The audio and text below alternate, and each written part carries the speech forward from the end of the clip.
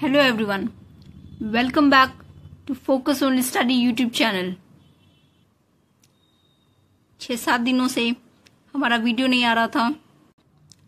इसका रीज़न था कुछ ऑफलाइन एग्ज़ाम्स चल रहे थे स्टूडेंट्स के, उन्हीं के बायोलॉजी क्वेश्चंस के लास्ट मोमेंट की तैयारी और एग्ज़ाम में पूछे जाने वाले कुछ मोस्ट इम्पॉर्टेंट गेस्ट क्वेश्चंस हम तैयारी करवाने में व्यस्त थे।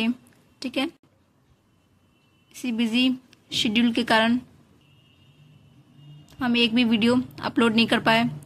इसके साथ ही 4 तारीख को PPU PhD एंट्रेंस एग्जामिनेशन भी था, जिसमें हमने जूलॉजी सब्जेक्ट के स्टूडेंट्स को गाइड किया था। आई होप इन 6-7 दिनों में आप लोगों ने एनिमल किंगडम के सभी फाइलम्स को अच्छी तरीके से रिवाइज कर लिया होगा और इसके क्वेश्चन आंसर्स भी प्रैक्टिस किए होंगे। और एनिमल सेल का भी जो 2 पार्ट हमने अपलोड किया था वो भी आप लोगों ने देख लिया होगा। देखिए, आप लोग को अगर वीडियो अच्छा लगे और एग्ज़ाम ओरिएंटेड क्वेश्चन आंसर्स आप लोग को समझ में आ रहे हैं कॉन्सेप्ट क्लैरिटी के साथ, तो हमारा रिक्वेस्ट है कि आप लोग अपने दोस्तों के साथ भी इन वीडियोस को शेयर कीजिए, ताकि ज़्यादा से ज़्यादा लोग इसे देख सकें और नंबर ऑफ़ व्यूज़ बढ़ेगा, तभी यूट्यूब हमारे चैनल को रेकमेंड करेंगे। ठीक है, नहीं तो अल्टीमेटली हमें इसे रोकना पड़ेगा। ठीक है, बंद करना पड़ेगा, क्योंकि हम बहुत ही टाइम, एनर्जी और मेहनत के साथ वीडियो बनाते हैं। तो चलिए आज का क्लास स्टार्ट करते हैं। पहला क्वेश्चन है, who discovered cell for the first time? कोशिका की खोज सबसे पहले किसने की? तो इसका सही जवाब होगा option B, Robert Hooke. Robert Hooke ने 1665 ईस्वी में सबसे पहले सेल का डिस्कवरी किया था। ठीक है, कोशिका की खोज की थी। उन्होंने माइक्रोस्कोप के अंदर ओक ट्री के बार्क का कॉर्क टिश्यू को ऑब्जर्व करा था। ठीक है, उन्होंने ओक का जो पेड़ होता है, ठीक है, आक आपने सुना होगा, आक का पेड़, उसी के छाल में जो कॉर्क होता है, कॉर्क टिश्यू, उसी के एक पतले टुकड़े का अध्ययन किया। लेकिन वो क्या था? एक डेड सेल था। ठीक है, वो एक मृत कोशिका थी। उन्होंने माइक्रोस्कोप में जो ऑब्जर्वेशंस करा, उसमें उन्होंने क्या देखा था कि हनीकॉम्ब लाइक स्ट्रक्चर्स थे, मधुमक्खी के छत्तों की तरह बनावटें दिख रही थी, जो कि वास्तव में पौधों की कोशिकाओं का केवल डेड सेल वॉल था। ठीक है, जो कि देखने में छोटे कमरे की तरह लग रही थी। ठीक है, सवाल आता है कि जीवित कोशिका को सबसे पहले किसने ऑब्जर्व करा? तो जो ऑप्शन सी है, एंटोनी वॉन लीवेनहोइक, उन्होंने ही सबसे पहले लाइव सेल का डिस्कवरी किया, ऑब्जर्व करा। ये देखो NCERT में भी दे रखा है, Antonie von Leeuwenhoek first saw and described a live cell. ठीक है, तो याद रखना, अगर जीवित कोशिका के बारे में पूछेगा तो आंसर होगा एंटोन वॉन लीवेनहोइक। लेकिन अगर केवल सेल के बारे में पूछेगा कि कोशिका की खोज किसने की, तो आंसर होगा रॉबर्ट हुक। ऑल्दो उन्होंने एक डेड सेल की डिस्कवरी करा, लेकिन सबसे पहले किसी भी कोशिका को खोज करने वाले वही थे। ये देखो, कुछ इस तरह का हनीकॉम्ब लाइक स्ट्रक्चर्स उन्होंने ऑब्जर्व करा था। देखने में लग रहा है ना, मधुमक्खी का छत्ता है और छोटे छोटे रूम्स हैं, जिनकी दीवारें एक दूसरे से लगी हुई हैं। ठीक है, तो ये था पूरा डेड कॉर्क टिश्यू में ऑब्जर्व किया गया सेल का स्ट्रक्चर। नेक्स्ट क्वेश्चन है, Which of the following structures is the functional unit in a Golgi complex? तो गोल्गी कॉम्प्लेक्स में जो फंक्शनल यूनिट होता है उसे सिस्टर्ने कहते हैं हम लोग। Option A is the right answer. चलो इसके बारे में कुछ इन्फॉर्मेशन देख लें हम लोग। ये देखो एनसीईआरटी में हमारे गोल्गी ऑपरेटर्स के बारे में इंफॉर्मेशन दे रखे हैं, ठीक है। ये जो डायग्राम दे रखा है ये गोल्गी ऑपरेटर्स का डायग्राम है। 1898 में सबसे पहले कैमिलो गोल्जी ने न्यूक्लियस के पास कुछ densely stained reticular structures observe करा था, जिसे उन्होंने गोल्गी ऑपरेटर्स का नाम दिया, ठीक है। इन्हीं के नाम पे इनका नाम गोल्गी बॉडीज पड़ा है, ठीक है। अब ये जो गोल्गी बॉडीज होते हैं ये फ्लैट डिस्क शेप्ड सैक्स और सिस्टर्ने होते हैं, जो कि अरेंजमेंट में एक दूसरे के पैरेलल स्टैक्ड रहते हैं।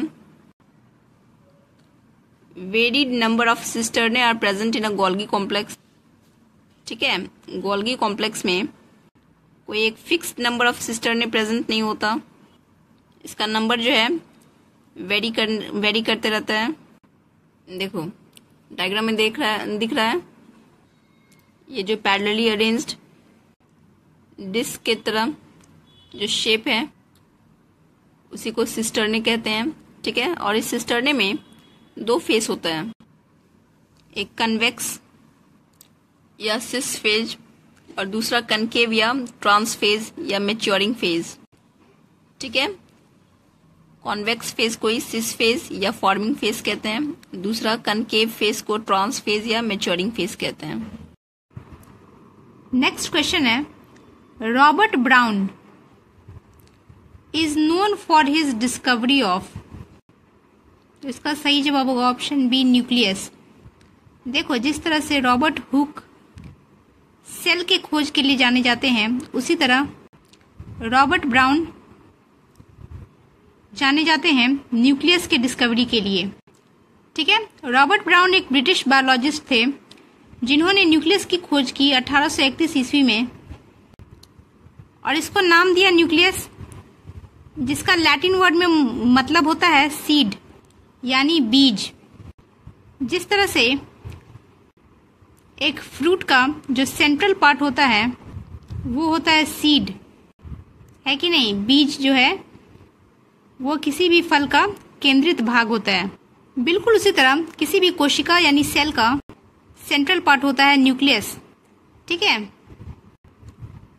एक टर्म आता है इसी से रिलेटेड कैरियोलॉजी, जिसका मतलब होता है स्टडी ऑफ न्यूक्लियस, ठीक है। न्यूक्लियस के अध्ययन करने को क्या कहते हैं, कैरियोलॉजी। कैरियो हो गया न्यूक्लियस, लॉजी हो गया स्टडी, ठीक है। हमने देखा है पहले भी न्यूक्लियस का स्ट्रक्चर कि ये डबल मेम्ब्रेन बाउंड ऑर्गेनल है, ठीक है। और इसी डबल मेम्ब्रेन बाउंड को क्या कहते हैं, न्यूक्लियर इन्वेलप। न्यूक्लियस के अंदर ही क्रोमैटिन होता है जो कि कंडेंस होकर क्रोमोसोम्स बनाता है। इन्हीं क्रोमोसोम्स में डीएनए प्रेजेंट होते हैं और डीएनए के अंदर जीन होता है, ठीक है, जो कि हेरिडिटी कैरेक्टर को पास करता है फ्रॉम पेरेंट्स टू ऑफस्प्रिंग, ठीक है। माता पिता से बच्चों तक जो भी गुण जाते हैं, ट्रेट्स और कैरेक्टर्स पास ऑन होते हैं, वो डीएनए के थ्रू ही तो होता है, ठीक है। और उसी डीएनए में जीन्स प्रेजेंट होते हैं, क्लियर है। और न्यूक्लियस के अंदर ही एक सर्कुलर राउंड स्ट्रक्चर होता है जिसको न्यूक्लियोलस कहते हैं, ठीक है। न्यूक्लियस बहुत ही इंपॉर्टेंट पार्ट होता है एक सेल का, जिसे कि सेल का डायरेक्टर या कंट्रोलर कहा जाता है, क्योंकि इसके अंतर्गत ही सेल का जेनेटिक इंफॉर्मेशन एनक्लोज रहता है, ठीक है, डीएनए और जीन्स के फॉर्म में। और न्यूक्लियस के अंदर जो साइटोप्लाज्म होता है उसी को न्यूक्लियोप्लाज्म कहते हैं हम लोग। ये पहले भी देखा हुआ है हम लोगों ने, ठीक है, क्लियर है। तो nucleoplasm, nucleolus, chromatin, nuclear pore, जो कि न्यूक्लियर इन्वेलप के बीच बीच में प्रेजेंट रहता है for the exchange of nutrients and other materials between nucleus and rest of the cell, तो ये सभी तरह के चीजें न्यूक्लियस में मौजूद होता है, और इसी न्यूक्लियस को खोज किसने की थी? रॉबर्ट ब्राउन ने 1831 में। ठीक है, नेक्स्ट क्वेश्चन है the covering membrane of the vacuole is. देखो, वैक्यूल एक ऐसा ऑर्गेनेल है जो कि प्लांट और एनिमल सेल दोनों में ही मौजूद होता है। ठीक है, इसमें बेसिकली सेल सैप भरा हुआ रहता है। ठीक है, एक तरल पदार्थ भरा हुआ रहता है, और ये जो है एक मेम्ब्रेन के द्वारा सराउंडेड होता है जिसको कहते हैं टोनोप्लास्ट। एक बात ध्यान रखने योग्य है कि प्लांट में, मतलब प्लांट के सेल में जो वैक्यूल होता है वो काफी बड़ा साइज का होता है। करीब 90% ऑफ द स्पेस जो है एक प्लांट सेल में ये वैक्यूल कवर अप कर लेता है। वहीं एनिमल सेल की बात करें तो वैक्यूल्स काफी छोटे छोटे होते हैं। ठीक है, और टोनोप्लास्ट की बात करें तो इसको वैक्यूलर मेम्ब्रेन कहा जाता है। ठीक है, और इसका काम है कि वैक्यूल के अंदर जो कंटेंट्स मौजूद है उसको बाकी साइटोप्लाज्म से सेपरेट करना। ठीक है, और ये एक सेमी परमिएबल मेम्ब्रेन होता है, मतलब कुछ सेलेक्टिव चीजों को ये अलाउ करता है अंदर आने और बाहर जाने के लिए। क्लियर है? याद रखोगे एक लाइन में वैक्यूल का मेम्ब्रेन क्या हो गया? टोनोप्लास्ट। ठीक है, वैसे तो इस क्वेश्चन में हम एलिमिनेशन टेक्निक भी लगा सकते हैं। सेल वॉल तो होगा नहीं। ठीक है, प्लाज्मा लेयर भी नहीं होगा, तो होगा कौन? Option A, tonoplast. ठीक है, ऑप्शन डी भी नहीं होगा, नन ऑफ दीज। लेकिन याद रखने में ही भलाई है, क्योंकि बहुत सारे स्टूडेंट्स कंफ्यूजन में या जल्दबाजी में ऑप्शन डी लगा देंगे, नन ऑफ दीज। क्लियर है? तो आसान कॉन्सेप्ट है। नेक्स्ट देखते हैं। नेक्स्ट क्वेश्चन है mitochondria in the human spermatozoa are found in its. तो देखो, ये आपने क्लास 12 के एनसीईआरटी में पढ़ा होगा, ह्यूमन रिप्रोडक्शन चैप्टर में। जब मेल रिप्रोडक्टिव सिस्टम हम पढ़ते हैं तो उसमें स्पर्म का डायग्राम दे रखा है।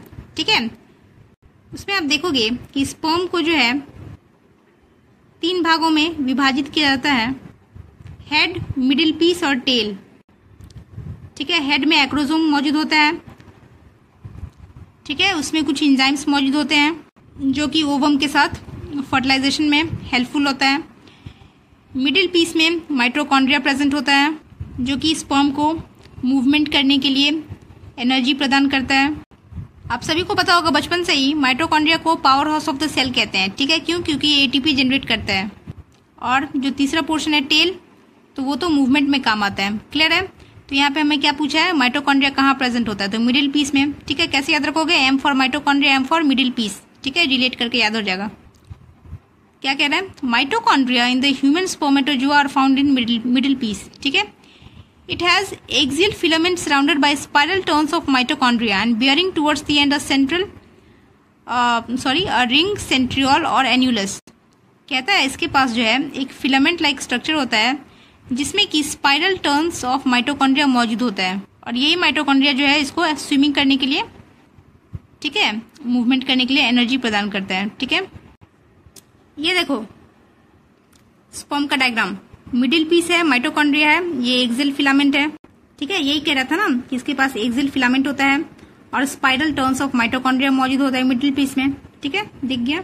याद रखोगे। नेक्स्ट देखते हैं। नेक्स्ट क्वेश्चन है सेंट्रियोल इज फाउंड इन। तो इसका सही जवाब होगा ऑप्शन ए, एनिमल सेल्स। ठीक है, सेंट्रियोल जो है वो सेल डिवीजन में इंपॉर्टेंट रोल प्ले करता है, और ये एनिमल सेल के साइटोप्लाज्म में लोकेटेड होता है, न्यूक्लियर इन्वेलप के पास। ठीक है, न्यूक्लियस के पास इसका लोकेशन होता है, और इसका बहुत ही इंपॉर्टेंट भूमिका होता है माइक्रोट्यूब्यूल्स को अरेंज करने में। याद आया क्या था माइक्रोट्यूब्यूल्स? सेल का स्केलेटल सिस्टम। ठीक है, तो ध्यान रखना कि सेंट्रियोल जो है वो केवल और केवल एनिमल सेल में ही प्रेजेंट होता है, और ये प्लांट सेल में एब्सेंट होता है। तो अगर क्वेश्चन आए कि बताइए कौन सा ऑर्गेनेल है जो कि केवल एनिमल सेल में प्रेजेंट होता है और प्लांट सेल में एब्सेंट होता है, तो आंसर होगा सेंट्रियोल। ठीक है, present only in animal sales, और इसका इंपॉर्टेंट रोल होता है माइक्रोट्यूब्यूल्स रीअरेंजमेंट करने में और सेल डिवीजन में। क्लियर है? कहाँ प्रेजेंट होता है? न्यूक्लियस के पास, न्यूक्लियर इन्वेलप के पास। ठीक है, नेक्स्ट क्वेश्चन है the structure of ribosome consists of. तो देखो राइबोसोम ये प्रेजेंट होता है बोथ प्लांट सेल्स और एनिमल सेल्स में। ठीक है, ये बोथ प्रोकैरियोट्स और यूकैरियोट्स में मौजूद होते हैं। इसका मेन फंक्शन है साइट फॉर प्रोटीन सिंथेसिस, इसीलिए इसको प्रोटीन फैक्ट्री भी कहा जाता है। ठीक है, एक सेल का प्रोटीन फैक्ट्री कौन सा होता है? राइबोसोम। चूंकि यहाँ पे प्रोटीन बनता है, ठीक है। और मेन फंक्शन जो है राइबोसोम का वो है एमआरएनए ट्रांसलेशन का प्लेटफॉर्म प्रदान करना, ठीक है। ये एक साइट है एमआरएनए का फुल फॉर्म क्या होगा? मैसेंजर आरएनए, ठीक है। आप लोगों ने सुना होगा ना एमआरएनए, आरआरएनए, टीआरएनए के बारे में, ठीक है। तो एमआरएनए का साइट जो है वो राइबोसोम ही देता है, ठीक है। और ये ट्रांसलेशन में बेसिकली हेल्प करता है। देखो एक सिंपल सा एक लाइन याद रखो, डीएनए से जब आरएनए बनता है तो उसको कहते हैं ट्रांसक्रिप्शन, आरएनए से जब प्रोटीन बनेगा तो उसको कहते हैं ट्रांसलेशन। तो हमारा राइबोसोम इंपॉर्टेंट रोल प्ले करता है प्रोटीन बनने में, यानी आरएनए से प्रोटीन जो बनता है उस प्रोसेस में, इसीलिए इसको कहा गया है कि it plays major role in mRNA translation. और हमें पता है कि राइबोसोम जो है वो 2 सब यूनिट से बना हुआ रहता है। हमने बताया था कि प्रोकैरियोटिक राइबोसोम्स में जो है 70S राइबोसोम पाए जाते हैं, जिसका 2 सब यूनिट कौन कौन सा होता है? 60S प्लस, माफ कीजिए 50S प्लस 30S, ठीक है। जबकि यूकैरियोट्स वाले में क्या था? 80S था, जिसका सब यूनिट्स क्या था? 60S प्लस 40S, ठीक है। तो देखो होता क्या है कि once the 2 subunits are joined by the mRNA from the nucleus, the ribosome translates mRNA into a specific sequence of amino acids. एक बार जब वो दोनों सब यूनिट्स ज्वाइंट हो जाते हैं mRNA के द्वारा, तब ये जो राइबोसोम होता है वो mRNA को ट्रांसलेट कर देता है एक specific sequence of amino acids में।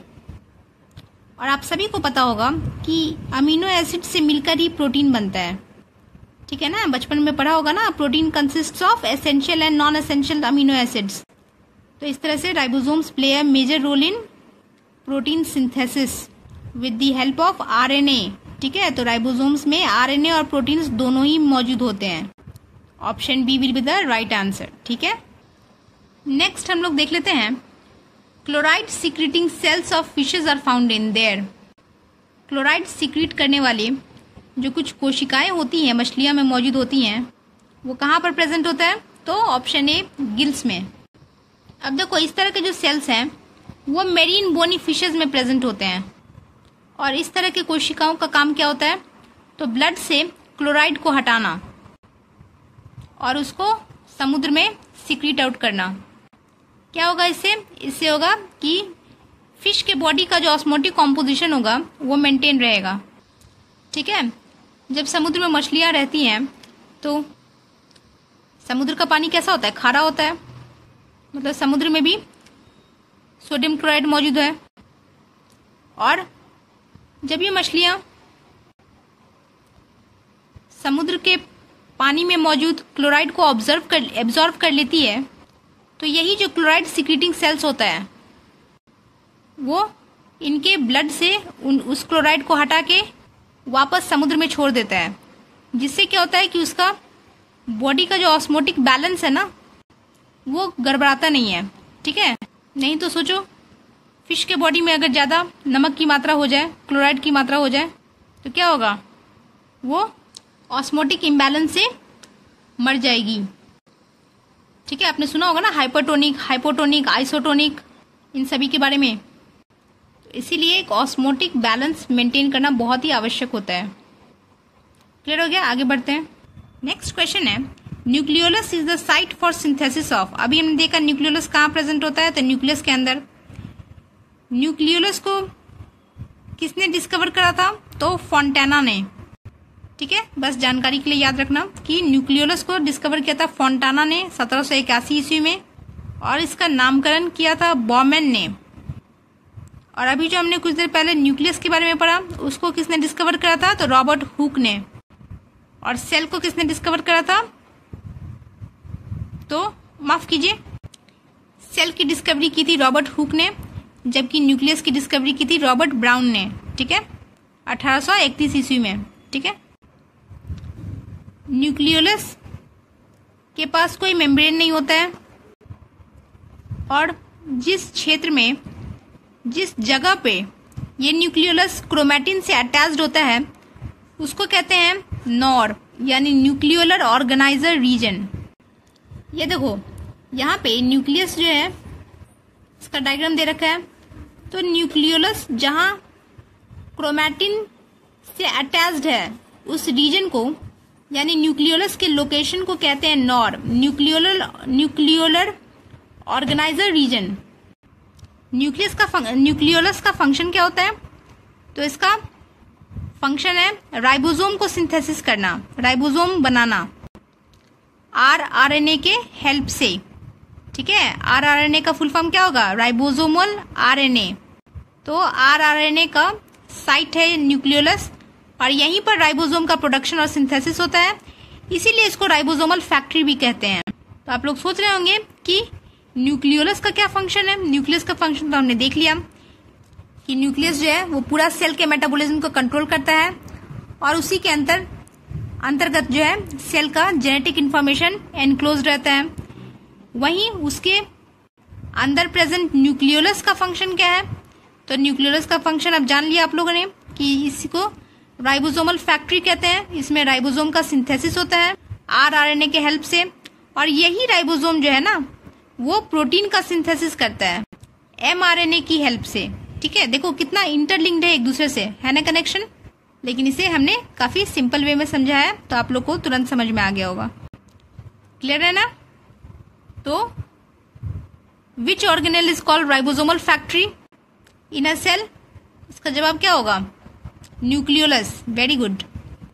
न्यूक्लियोलस जो है वो राइबोसोम का प्रोडक्शन करता है, इसीलिए इसको राइबोसोमल फैक्ट्री कहते हैं। और ये कहाँ प्रेजेंट होता है? तो न्यूक्लियस के अंतर्गत जो नॉर वाला क्षेत्र होता है ना, जहां क्रोमैटिन से ये अटैच्ड होता है, उसी को कहते हैं न्यूक्लियोलस साइट या nucleolar organiser region. Right, next question देखते हैं। Enzymes present in lysosomes are. तो देखो लाइसोसोम्स जो है वो गोल्गी एपरेटस से बनते हैं। गोल्गी एपरेटस आप सबको पता होगा कि उसका काम है पैकेजिंग करना। देखो एनसीईआरटी में भी दे रखा है लाइसोसोम्स के बारे में कि ये मेम्ब्रेन बाउंड वेसिकुलर स्ट्रक्चर्स होते हैं जो कि फॉर्म्ड होते हैं by the process of packaging in the Golgi apparatus. ठीक है, ये हमने बताया कि गोल्गी एपरेटस से बनते हैं and they are very rich in almost all types of various kind of enzymes. इसमें अलग अलग तरह के एंजाइम्स प्रेजेंट होते हैं और इन एंजाइम्स को हाइड्रोलाइटिक एंजाइम्स कहते हैं या इसी को हाइड्रोलेजेस कहा जाता है, जिसके अंतर्गत हमें लाइपेज, प्रोटीएज, कार्बोहाइड्रेज इस तरह के एंजाइम्स देखने को मिलते हैं। लाइपेज का काम होता है जो कि फैट और लिपिड का डाइजेशन करे। प्रोटीएज का काम होता है जो कि प्रोटीन का ब्रेकडाउन करके उसे डाइजेस्ट करे। कार्बोहाइड्रेजेस का काम होता है कार्बोहाइड्रेट्स का डाइजेशन में हेल्प करना। ठीक है, तो इस तरह के एंजाइम्स प्रेजेंट होते हैं लाइसोसोम्स में और ये सभी हाइड्रोलिटिक एंजाइम्स और हाइड्रोलिसिस ये एक्टिव होते हैं एसिडिक पीएच पे। ठीक है, ये एंजाइम्स जो हैं वो केपेबल होते हैं of digesting carbohydrates, proteins, lipids and nucleic acids. ठीक है, न्यूक्लिक एसिड्स को डाइजेस्ट करने वाले एंजाइम को कहते हैं न्यूक्लिएज। तो यहाँ पे क्वेश्चन में डायरेक्टली एनसीईआरटी से ही ये लाइन उठा के डाल दिया गया है कि बताइए कौन से एंजाइम्स प्रेजेंट होते हैं लाइसोसोम्स में। तो इसका सही जवाब होगा ऑप्शन बी, हाइड्रोलेज। इसके एक्सप्लेनेशन को भी देख लेते हैं। Enzymes present in lysosomes are hydrolase. Lysosomes are membranous bags of hydrolytic enzymes. मतलब ये छोटे छोटे बैग्स होते हैं जिसमें कि एंजाइम्स प्रेजेंट होता है। कौन कौन से? तो protease, nuclease, glycosidase, lipase, phospholipase and phosphatases. ठीक है, और ये सभी हाइड्रोलिटिक एंजाइम्स एसिड हाइड्रोलिसिस होते हैं जो कि एक्टिव होते हैं एसिडिक पीएच पे। And these enzymes can hydrolyse proteins, DNA, RNA, polysaccharides and lipids. ठीक है, तो इन सभी एंजाइम्स का ये सब फंक्शन है कि ये proteins, carbohydrate, fats, nucleic acids के अलावा डीएनए, आरएनए और पॉलीसेक्राइड्स को भी ब्रेक डाउन करने में सक्षम होते हैं। ठीक है, नेक्स्ट क्वेश्चन है the cell organelle which do not have DNA is. तो इसका सही जवाब होगा option B, Golgi body. Golgi body एक ऐसा सेल ऑर्गेनल है जिसके पास डीएनए प्रेजेंट नहीं होता, जबकि ऑप्शन ए न्यूक्लियस, इसके अंदर में जो क्रोमोसोम्स होते हैं उसमें तो डीएनए मौजूद होता ही है। ऑप्शन सी माइटोकॉन्ड्रिया और ऑप्शन डी क्लोरोप्लास्ट। इस दोनों में भी डीएनए मॉलिक्यूल मौजूद होता है। ठीक है, तो इसको ध्यान में रखना है कि न्यूक्लियस के अलावा भी माइटोकॉन्ड्रिया और क्लोरोप्लास्ट दो ऐसे सेल ऑर्गेनेल होते हैं एक कोशिका के अंदर जिसमें कि डीएनए प्रेजेंट होता है। ठीक है, तो यहाँ पे ऑड वन आउट कौन सा हो गया? Option B, Golgi body. देख लेते हैं इसके बारे में। Nuclear DNA is the DNA content within each cell nucleus of a eukaryotic organism. ठीक है, यूकैरियोटिक ऑर्गेनिज्म का मतलब ये हो गया कि इसमें ट्रू न्यूक्लियस प्रेजेंट होगा, और ट्रू न्यूक्लियस है तो इसका मतलब उसमें डीएनए प्रेजेंट होगा ही। हालांकि हमने बताया था कि प्रोकैरियोट्स में भी डीएनए प्रेजेंट होता है ना, स्कैटर्ड न्यूक्लियोइड फॉर्म में। नेक्स्ट है mitochondrial DNA is the small circular chromosome found inside mitochondria. ठीक है, जिसको एक्स्ट्रा क्रोमोसोमल डीएनए के नाम से हम जानते हैं। ठीक है, और क्लोरोप्लास्ट की बात करें तो each chloroplast contains a single DNA molecule present in multiple copies. प्रत्येक क्लोरोप्लास्ट के अंदर भी एक डीएनए मॉलिक्यूल मौजूद होता है। याद रखना, एक सेल के अंदर न्यूक्लियस, माइटोकॉन्ड्रिया और क्लोरोप्लास्ट, इन तीनों में डीएनए प्रेजेंट होता है। नेक्स्ट क्वेश्चन है smooth endoplasmic reticulum is involve in the synthesis of. तो इसका सही जवाब होगा option B, lipids. Endoplasmic reticulum की हम बात करें तो ये एक membrane bound network like structure होता है जो कि एक्सटेंड करता है न्यूक्लियर मेम्ब्रेन से लेके प्लाज्मा मेम्ब्रेन तक।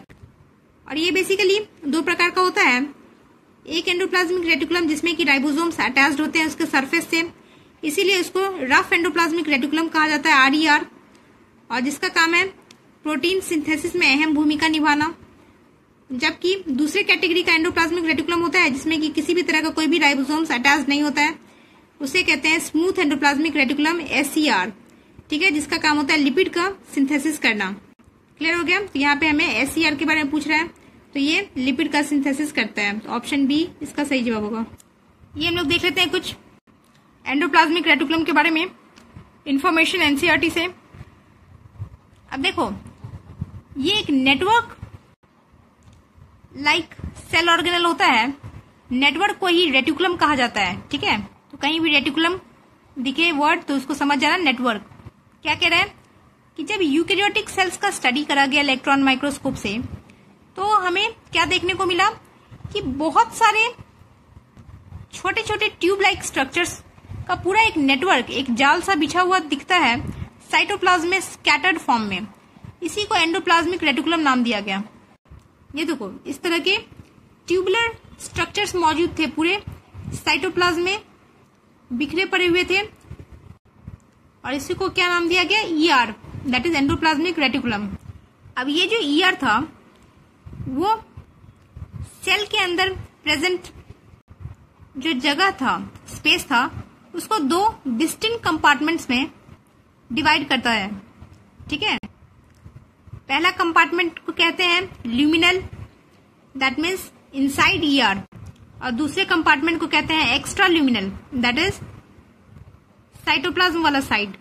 ठीक है, ये देखो, इसके अंदर जो है ना, ये क्या है? पूरा का पूरा ट्यूब लाइक स्ट्रक्चर्स है। ट्यूब लाइक स्ट्रक्चर्स है तो इसका मतलब इसके अंदर क्या होगा? स्पेस होगा।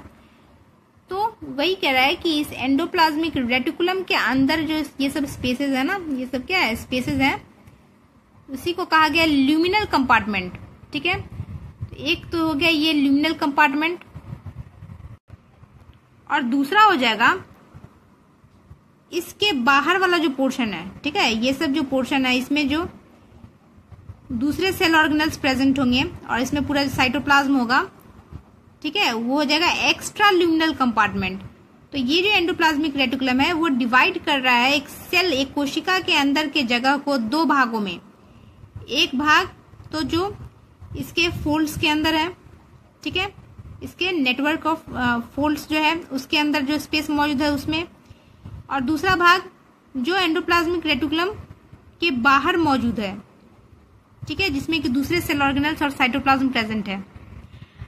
अब राइबोसोम प्रेजेंस और एब्सेंस के आधार पर इसको दो कैटेगरी में बांटा गया है। इस डायग्राम को ध्यान से देखने पे हमें देखने में मिल रहा है कि एंडोप्लाज्मिक रेटिकुलम के कुछ पोर्शंस में ये छोटे छोटे दाने लाइक स्ट्रक्चर्स मौजूद हैं। इसको क्या कहते हैं? राइबोसोम्स कहते हैं। जिन पोर्शन ऑफ एंडोप्लाज्मिक रेटिकुलम पे ये राइबोसोम्स मौजूद है उसे कहा जाता है रफ एंडोप्लाज्मिक रेटिकुलम। ठीक है, ये रफ एंडोप्लाज्मिक रेटिकुलम। और जिस पोर्शन ऑफ एंडोप्लाज्मिक रेटिकुलम में ये राइबोसोम्स प्रेजेंट नहीं है उसे क्या कहा जाता है, smooth endoplasmic reticulum, SER। Clear हो गया। इस SER का फंक्शन क्या है, लिपिड सिंथेसिस करना, और इस RER का फंक्शन क्या है, प्रोटीन सिंथेसिस करना। क्लियर हो गया। तो वही कह रहा है, the endoplasmic reticulum often shows ribosomes attached to their outer surface. The endoplasmic reticulum bearing ribosomes on their surface is called RER। और उसका एब्सेंस में जो स्मूथ अपीयरेंस लगता है इसको कहते हैं smooth endoplasmic reticulum, that is SER। ठीक है। RER जो है वो फ्रीक्वेंटली ऑब्जर्व किया जाता है ऐसे सेल्स में जो कि एक्टिवली इन्वॉल्व होगा प्रोटीन सिंथेसिस और सीक्रेशन में। ठीक है। और RER they are generally extensive and continuous with the outer membrane of nucleus. ये देखो, ये न्यूक्लियस है ना, और न्यूक्लियस के बाहरी वाली पोर्शन में ही जो है RER का क्या है, एक्सटेंशन है। मतलब RER जो है मोस्टली अटैच्ड होता है न्यूक्लियर मेम्ब्रेन के आउटर वाले पोर्शन से। क्लियर है। ठीक है। क्यों? क्योंकि न्यूक्लियस के अंदर जो न्यूक्लियोलस प्रेजेंट है उसे अभी हमने देखा, बोला कि राइबोसोमल फैक्ट्री होता है। ठीक है। वो राइबोसोम सिंथेसिस करता है और वही राइबोसोम्स जो है यहाँ पे आके अटैच्ड हो जाते हैं और इसी राइबोसोम्स में प्रोटीन का सिंथेसिस होता है। ठीक है। तो हमने बताया था कि राइबोसोम, ये जो रफ एंडोप्लाज्मिक रेटिकुलम होते हैं वो प्रोटीन सिंथेसिस में मददगार होते हैं। तो इस तरह से हम इसे आराम से क्या कर सकते हैं, लिंक कर सकते हैं। ठीक है। किस तरह से राइबोसोम्स जो है वो RER से कनेक्टेड है, और क्यों कनेक्टेड है, तो प्रोटीन सिंथेसिस के लिए। जबकि स्मूथ एंडोप्लाज्मिक रेटिकुलम ये क्या है, ये लिपिड सिंथेसिस में हेल्पफुल है। इसको राइबोसोम से कोई लेना देना नहीं है, इसको प्रोटीन सिंथेसिस से कोई लेना देना नहीं है, इसीलिए ये थोड़ा सा न्यूक्लियस से डिस्टेंस पे मौजूद होता है। क्लियर है। The smooth endoplasmic reticulum is the major site for synthesis of lipid. In animal cells lipid like steroidal hormones are synthesised in SER। ठीक है। एनिमल सेल में जो है लिपिड लाइक जो कुछ स्टीरॉयडल हार्मोन्स होते हैं उसका भी सिंथेसिस कहाँ होता है, तो स्मूथ एंडोप्लाज्मिक रेटिकुलम में। तो अगर क्वेश्चन आए कि बताइए क्या एंडोप्लाज्मिक रेटिकुलम में हार्मोन का भी सिंथेसिस होता है, तो हाँ होता है। कौन से एंडोप्लाज्मिक रेटिकुलम में होता है, तो स्मूथ वाले में होता है। लिपिड लाइक स्टीरॉयडल हार्मोन्स का होता है, वो भी कहाँ, तो केवल एनिमल सेल्स में। क्लियर है। अच्छा, क्या ये एंडोप्लाज्मिक रेटिकुलम प्लांट सेल्स में मौजूद होता है, यस और नो?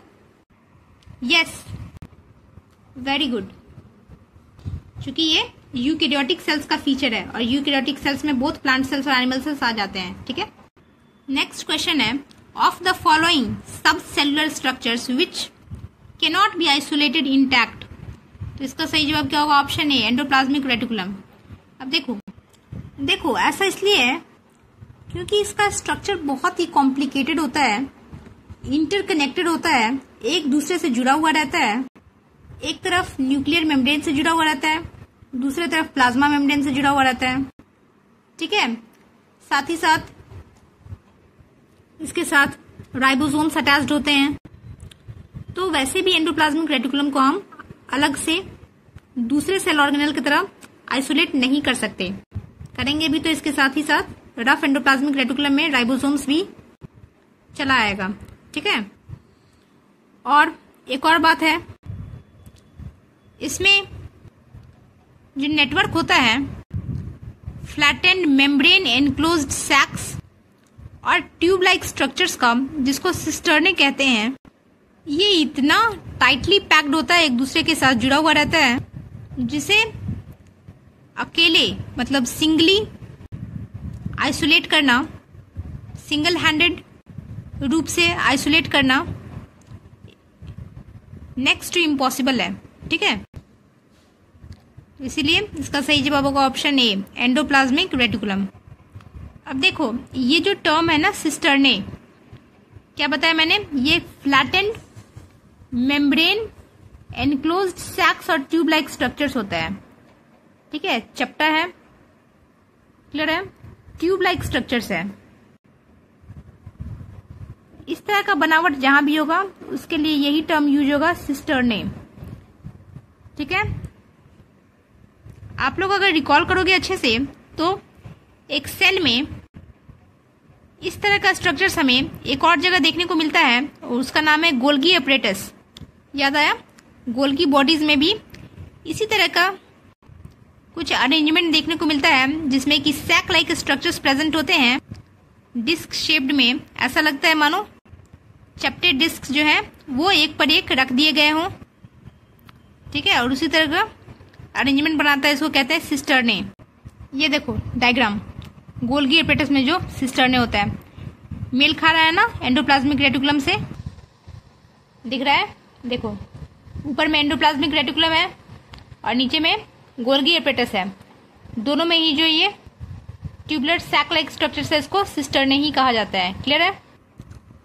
कुछ और इन्फॉर्मेशन देख लेते हैं गोल्गी अपरेटस के बारे में। कैमिलो गोल्जी ने 1898 ईस्वी में न्यूक्लियस के पास एक डेंसली स्टेन्ड रेटिकुलर यानी नेटवर्क लाइक स्ट्रक्चर फाउंड किया था जिसको उन्होंने गोल्गी अपरेटस कहा। उन्हीं के नाम पे इसका नाम गोल्गी बॉडीज कहा गया है, ठीक है। और इसमें बहुत सारे सिस्टर्ने यानी डिस्क शेप्ड सैक्स का अरेंजमेंट देखने को मिलता है which are stacked parallel to each other, ठीक है। एक गोल्गी कॉम्प्लेक्स में अलग अलग नंबर के सिस्टर्ने मौजूद हो सकते हैं। किसी सेल के गोल्गी में हो सकता है 7 से 8 सिस्टर्ने का अरेंजमेंट हो, किसी में 10 से 12, किसी में 4 से 5, ठीक है। अब ये जो गोल्गी सिस्टर्ने हैं ये कंसेंट्रिकली अरेंज्ड होता है न्यूक्लियस के पास, यानी न्यूक्लियस के सराउंडिंग में इसका प्रेजेंस हमें देखने को मिलता है एंडोप्लाज्मिक रेटिकुलम के पास, ठीक है। और इसका कैरेक्टरिस्टिक फीचर होता है कि इसमें 2 फेस मौजूद होते हैं, सिस फेस और ट्रांस फेस। अब देखो ये जो टर्म है सिस और ट्रांस, ये हमने केमिस्ट्री में भी देखा हुआ है। सिस का मतलब होता है ऑन द सेम साइड, जबकि ट्रांस का मतलब होता है ऑन द ऑपोजिट साइड, ठीक है। तो ये बेसिकली इसके फंक्शन में हेल्पफुल होता है, क्योंकि गोल्गी अपरेटस का मुख्य फंक्शन क्या होता है? पैकेजिंग करना। तो इसी पैकेजिंग में इसका इम्पोर्टेंट रोल होता है इन दोनों फेस का। देख लेते हैं हम लोग गोल्गी अपरेटस का क्या काम है। तो Golgi apparatus principally performs the function of packaging of materials to be delivered either to the intracellular targets or secreted outside the cell। मतलब गोल्गी apparatus का जो पैकेजिंग का फंक्शन है तो वो जिन मटेरियल्स को पैक करता है वो या तो सेल के अंदर ही ट्रांसपोर्ट करना होता है या फिर कोशिका के बाहर भी इसका ट्रांसपोर्ट हो सकता है, ठीक है। क्या कह रहा है? Materials to be packaged in the form of vesicles from the endoplasmic reticulum fuse with the cis phase of the Golgi apparatus and move towards the maturing or trans phase. This explains why the Golgi apparatus remains in close association with the endoplasmic reticulum. कहता है कि जिन materials को packing करना रहता है उसे छोटे छोटे वेसिकल्स या बॉक्स लाइक स्ट्रक्चर्स में एंडोप्लाज्मिक रेटिकुलम से गोल्गी अपरेटस के सिस फेस में भेज दिया जाता है और फिर वो पैकेट या पैकेजिंग मटेरियल जो है वो गोल्गी अपरेटस के ट्रांस और मैच्योरिंग फेस से अपने टारगेट जगह पे पहुंचा दिया जाता है, ठीक है। ये देखो इस डायग्राम में कितना साफ साफ दिखा रहा है कि किस तरह का पूरा प्रोसेस होता है। रफ एंडोप्लाज्मिक रेटिकुलम है, ठीक है, जो कि न्यूक्लियस से क्लोजली एसोसिएटेड है, ठीक है। इसके आउटर मेम्ब्रेन से ये अटैच्ड है। अब ये रफ एंडोप्लाज्मिक रेटिकुलम पे राइबोसोम्स अटैच्ड होने के कारण ये प्रोटीन सिंथेसिस में इन्वॉल्व रहता है। मान लो कि इसने प्रोटीन बनाया, ठीक है, ये जो स्ट्रक्चर दिख रहा है छोटा सा ग्रीन कलर का, ठीक है, मान लो ये एक प्रोटीन है, ठीक है। अब ये प्रोटीन जो है इस एंडोप्लाज्मिक रेटिकुलम से इस ट्रांसपोर्ट वेसिकल के मदद से इस गोल्गी अपरेटस के सिस फेस में भेजा गया, ठीक है। देख रहे हो ये जो है क्या हो रहा है, यहाँ पे ये जो प्रोटीन है या पैकेजिंग मटेरियल है वो इस ट्रांसपोर्ट वेसिकल के मदद से इस सिस फेस में फ्यूज कर रहा है, ठीक है। उसके बाद ये गोल्गी एपरेटस में प्रेजेंट इन सभी सिस्टर्ने और ट्यूब लाइक स्ट्रक्चर से होते हुए ये कहाँ पहुंचा, इसके ट्रांसफेस में। ठीक है, देखो इसके ट्रांसफेस में पहुंचा। अब ट्रांसफेस पे क्या होगा, इस प्रोटीन या पैकेजिंग मटेरियल का रिलीज हो जाएगा। ठीक है, इस ट्रांसफेस से गोल्गी एपरेटस इस पैकेजिंग मटेरियल या प्रोटीन को अपने सिक्रीटरी वेसिकल में भेज देगा, जहां से इसका सिक्रीशन हो जाएगा आउटसाइड द गोल्गी एपरेटस। ठीक है, और ये जो है प्लाज्मा मेम्ब्रेन से फिर अपने टारगेट जगह पे पहुंच जाएगा। ठीक है, अब देखो यहाँ पे कह रहा है कि number of protein synthesised by ribosomes on the endoplasmic reticulum are modified in the cisternae of the Golgi apparatus before they are released from the transphase। मतलब ट्रांसफेस से रिलीज करने से पहले बहुत सारे प्रोटीन्स जो कि राइबोसोम्स के द्वारा बनाए जाते हैं एंडोप्लाज्मिक रेटिकुलम पे, उसे गोल्गी एपरेटस के सिस्टर्ने वाले भाग में मॉडिफाई किया जाता है, उसके बाद उसे रिलीज किया जाता है। यानी ये जो सिस्टर्ने वाला पोर्शन है, ये जो पोर्शन है सिस्टर्ने वाला, ठीक है, ये जो सिस्टर्ने वाला पोर्शन है, इसी पोर्शन में जो है बहुत सारा प्रोटीन्स जो कि राइबोसोम्स के द्वारा मैन्युफैक्चर किए जाते हैं इस ईआर पे, एंडोप्लाज्मिक रेटिकुलम पे, उसका मॉडिफिकेशंस देखने को मिलता है। ठीक है, इसमें प्रोटीन्स यहाँ से रिलीज किए गए, इसका सिस फेज जो है वो रिसीव किया, रिसीविंग एंड है ये। ठीक है, उसके बाद इसमें मॉडिफिकेशंस हुआ, मॉडिफिकेशंस होने के बाद यहाँ से इसको एग्जिट कर दिया गया। ठीक है, यानी रिलीज कर दिया गया। क्लियर हो गया। तो एक तरह से हम कह सकते हैं कि सिस को फॉर्मिंग फेज कहा जाता है। ठीक है, और ट्रांस को मैच्योरिंग फेज कहा जाता है, क्योंकि यहाँ पे बन रहा है प्रोटीन। ठीक है, मतलब प्रोटीन का जो है कुछ मॉडिफिकेशन जो होता है वो हो रहा है, फॉर्म हो रहा है। ये इसका कन्वेक्स फेज है। ठीक है, कन्वेक्स एंड है। इसके शेप के कारण सिस फेज को कन्वेक्स एंड कहा जाता है, जबकि ट्रांस को कनकेव एंड कहा जाता है या मैच्योरिंग फेज कहा जाता है, क्योंकि यहाँ पे जो पैकेजिंग मटेरियल है वो पूरी तरह से मॉडिफाई होकर मैच्योर हो गया और तब रिलीज किया जा रहा है। क्लियर हो गया। तो इस तरह से गोल्गी एपरेटस जो है वो एक इम्पॉर्टेंट साइट हो जाता है of the formation of glycoproteins and glycolipids. Clear. Next question है, which of the following structures is the functional unit in a Golgi complex. तो देखो दिए गए 4 ऑप्शंस में से गोल्गी कॉम्प्लेक्स से जुड़ा हुआ जो टर्म है वो है ऑप्शन ए, सिस्टर्ने। अभी हमने देखा कि गोल्गी बॉडीज में कुछ फ्लैटेंड सैक लाइक स्ट्रक्चर्स पाए जाते हैं जिसको सिस्टर्ने कहा जाता है, और इसी को functional unit of the Golgi bodies भी कहते हैं, क्योंकि इसी में मॉडिफिकेशन, सॉर्टिंग और पैकेजिंग ऑफ प्रोटीन्स होता है, जिसे कि बाद में फिर सीक्रेट किया जाता है और ट्रांसपोर्ट कर दिया जाता है, और बाद में जाके यही लाइसोसोम्स का फॉर्मेशन करते हैं। क्लियर है। तो option A will be the right answer. Next question है, which is called the suicidal bag of cell. इसका सही जवाब क्या होगा? Option C, lysosome. देखो ऑप्शन ए जो है डिक्टियोसोम, ये गोल्गी बॉडीज का ही दूसरा नाम है। ऑप्शन बी राइबोसोम, ये तो होगा नहीं। ऑप्शन डी माइटोकॉन्ड्रिया, ये भी नहीं होगा क्योंकि ये power house of the cell है। तो एलिमिनेशन टेक्निक से भी ऑड वन आउट। अगर हम देखें तो ऑप्शन सी लाइसोसोम इसका सही जवाब होगा, लेकिन इसके लिए आपको पता होना चाहिए ऑप्शन ए के बारे में कि डिक्टियोसोम्स वास्तव में गोल्गी बॉडीज को कहते हैं। अब देखो लाइसोसोम को सुसाइडल बैग क्यों कहा जाता है? ऐसा इसलिए है क्योंकि हमने देखा था कि लाइसोसोम में बहुत सारे हाइड्रोलिटिक एंजाइम्स प्रेजेंट होते हैं जो कि अलग अलग तरह के मटेरियल्स को डाइजेस्ट करने का काम करते हैं। सिर्फ इतना ही नहीं, ये वेस्ट मटेरियल्स भी डिस्कार्ड करने का काम करते हैं सेल के बाहर। अब देखो जब लाइसोसोम्स बर्स्ट करता है यानी फटता है तो इसमें प्रेजेंट डाइजेस्टिव एंजाइम्स रिलीज हो जाते हैं और ये अपने खुद के ही सेल्स को डाइजेस्ट कर देते हैं, इसीलिए इसे सुसाइडल बैग कहा जाता है। और ये नाम और टर्म जो है क्रिश्चियन डे ड्यूवे ने दिया था।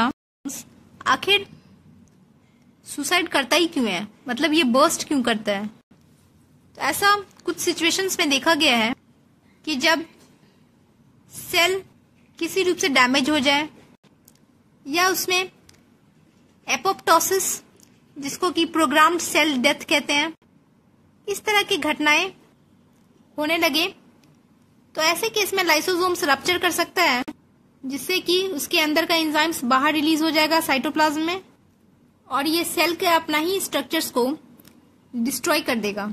इसी कारण से इसको सुसाइडल बैग्स कहते हैं। अब देखो यहाँ पे जो हमने एक टर्म यूज किया एपोप्टोसिस, क्या होता है ये? इससे भी क्वेश्चन आ चुका है।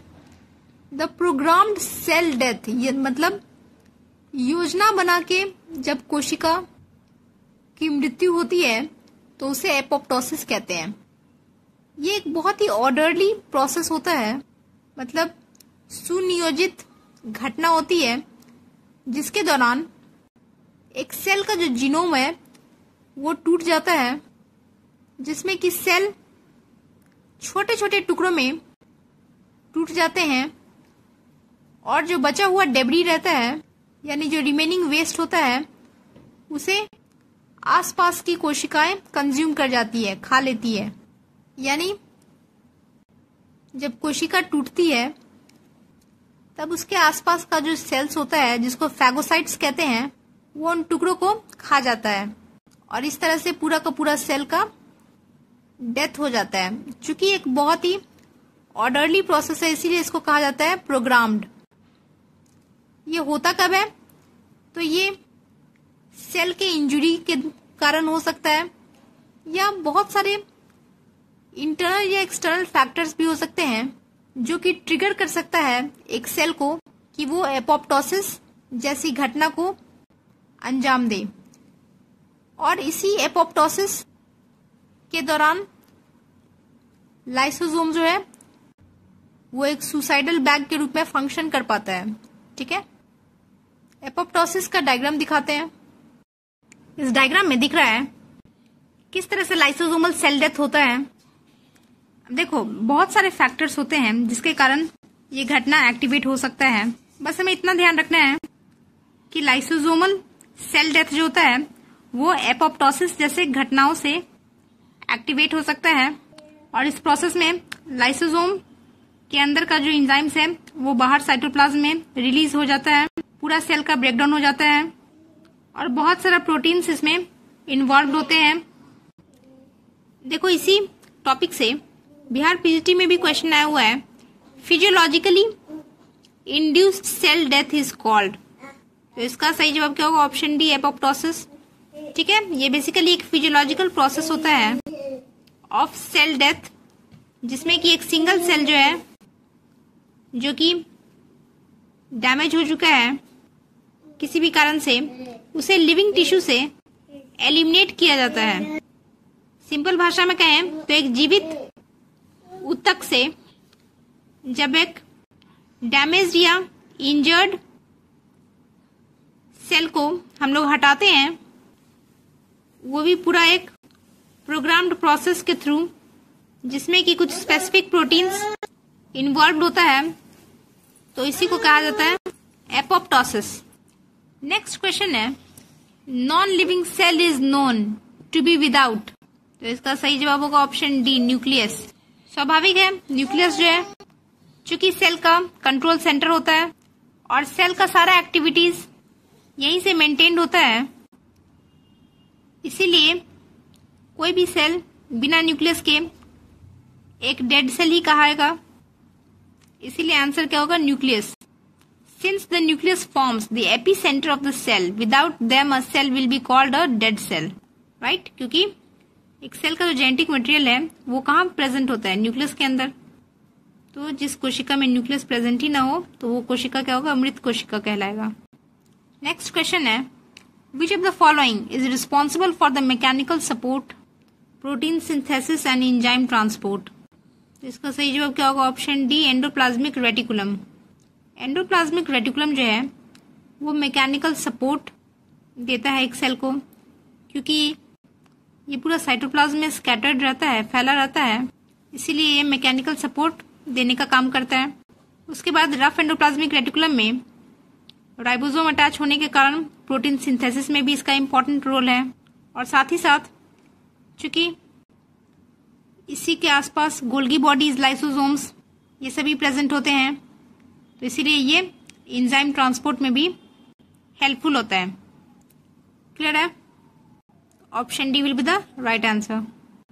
नेक्स्ट क्वेश्चन है, which of the following enzymes is an example of hydrolase. तो हमने देखा था कि लाइसोसोम के अंतर्गत जो एंजाइम्स प्रेजेंट होते हैं उसे हाइड्रोलेज कहते हैं, और यह हाइड्रोलेज जो है वो डाइजेस्टिव एंजाइम्स होते हैं। तो इसका सही जवाब होगा ऑप्शन सी। देखो सेम क्वेश्चन पीजीटी बायोलॉजी में पूछा हुआ है कि lysosomes have high contents of, इसका भी सही जवाब क्या होगा? हाइड्रोलिटिक एंजाइम्स, ऑप्शन सी।